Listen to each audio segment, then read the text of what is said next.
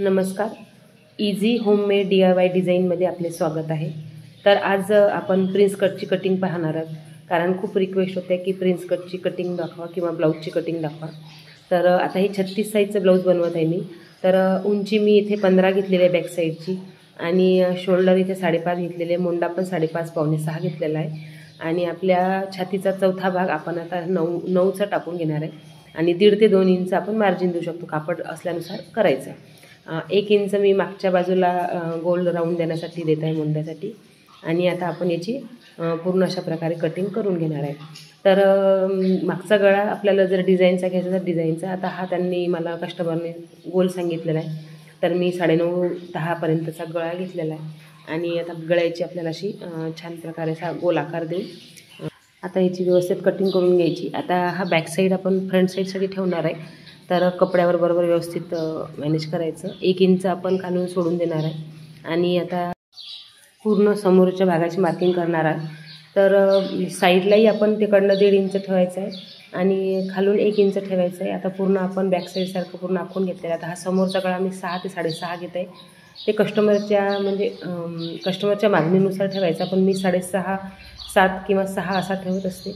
आणि आता पूर्ण मोंड्याचा भागही आपल्याला थोडंसं व्यवस्थित करून घ्यावं लागणार आहे, कारण मोंडाही आपला बॅक साईडचा कापलेला आहे आपण. तर अशा प्रकारे आपण समोरचा फ्रंटचा गळा वगैरे कापून घेऊ. आणि आता थोडंसं ना गळ्याच्या बाजूला थोडंसं एक अर्ध्या पाऊण इंचापेक्षाही थोडंसं कमी एक भाग कापून घ्यायचा आहे थोडासा, कारण मग थोडं शोल्डर उतरत नाही.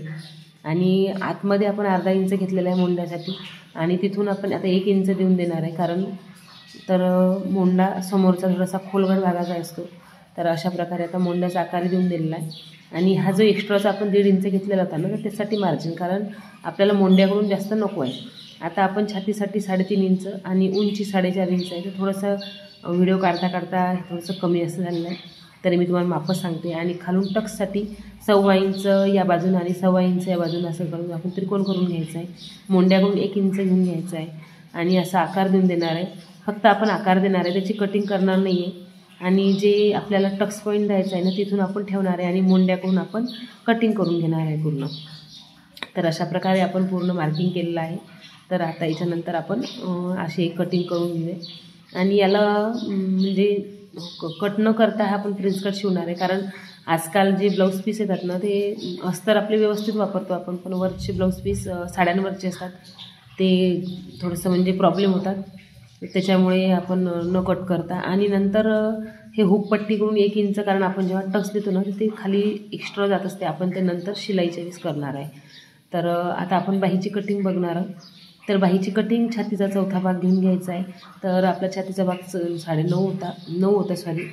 तर आपण 9.5 घेतलेला आहे, थोडंसं एक्स्ट्रा घेतलेलं आहे. बाहीची उंची 4 इंच आहे, आणि आपण खालून वरून 4 इंच देऊन खाली जो मोंड्याचा जो भाग असतो तो आपण 2.5 इंचावर घेणार आहे, कारण कस्टमरला समोरची साईड, कारण 4चे ब्लाईन 2.5 म्हटलं तर 1.5च उरतो, तर तेवढा नको आहे, जास्त वाटते, थोडंसं हवं आहे.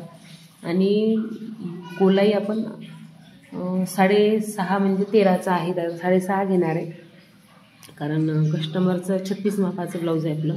आणि जो मोंड्याचा आपण भाग मापून घेतो ना, तो त्याचा 8.25 आलेला आहे. तर आपण 8.25वर एक मार्किंग करून घ्यायची, आणि आपण आता हा फिश कटचा आकार असा छान प्रकारे देऊन देऊया. तर अशा प्रकारे आपलं ब्लाऊज कटिंग होणार आहे. आणि तुम्ही जर माझ्या चॅनलवर नवीन असाल तर नक्की सबस्क्राईब करा. आणि माझ्या व्हिडिओला थोडंसं काही प्रॉब्लेम येत असतील तर प्लीज त्यासाठी सॉरी, कारण थोडंसं खेडेगावातून आपला व्हिडिओ आहे, तर त्याच्यामुळे प्रॉब्लेम येऊ शकतात, नेटवर्क इश्यू वगैरे येऊ शकतात. आता आपण ब्लाऊज पीसवर कटिंग बघणार आहोत.